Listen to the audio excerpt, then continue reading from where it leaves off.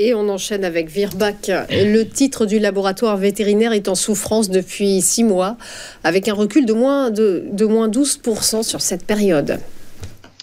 Exactement. Et là, en fait, on est sur une configuration bien différente, puisqu'on est sur une action donc qui avait connu, là aussi, on va dire une phase de hausse très puissante, bien au-delà de ce qu'elle était capable de tenir, on va dire, en raison du Covid et en raison d'un public, on va dire, prêt à mettre beaucoup d'argent pour le soin des animaux. On a vu que ça ne s'est pas tenu, donc on est sur une action qui avait perdu près de 50% entre son point haut et son point bas.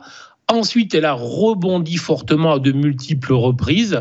Et là, en fait, il y a quelque chose de plutôt ennuyeux, c'est que l'action, après un sommet sur les 400, suite à une première alerte, était descendue sur un gap baissier courant octobre.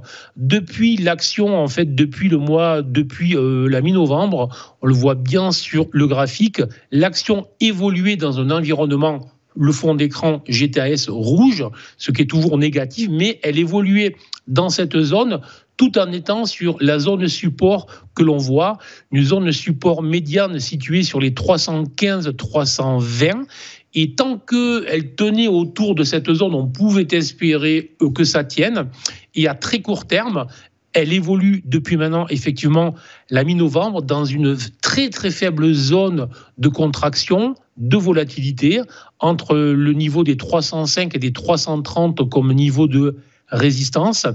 Et là où c'est quand même embêtant, c'est qu'on voit bien que le nuage GTAS, qui avait bien contenu les cours, en fait, on est venu le tester vendredi et les acheteurs ont essayé de prendre la main et de s'extraire par le haut de cette zone des 330 € suite à des annonces qui semblaient bonnes lorsqu'elles sont apparues sur les résultats. Malheureusement, l'action a fait tout le chemin inverse et de 330, elle a clôturé très proche des 305.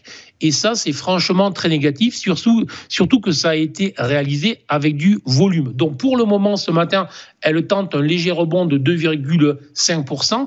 Mais tant qu'elle va rester dans cette zone 305-330, moi, je conseille de rester à l'écart. Si jamais elle cassait la zone des 305, là, ça serait très négatif avec des implications baissières très fortes qui pourraient la renvoyer aux alentours des 200, donc une baisse plus que significative. Donc, le seul espoir est une clôture au-delà des 330-331. Donc, je dis bien clôture jour dans les prochaines journées. Donc, tant que l'action ne clôture pas sous les 331, rester à l'écart semble le plus prudent.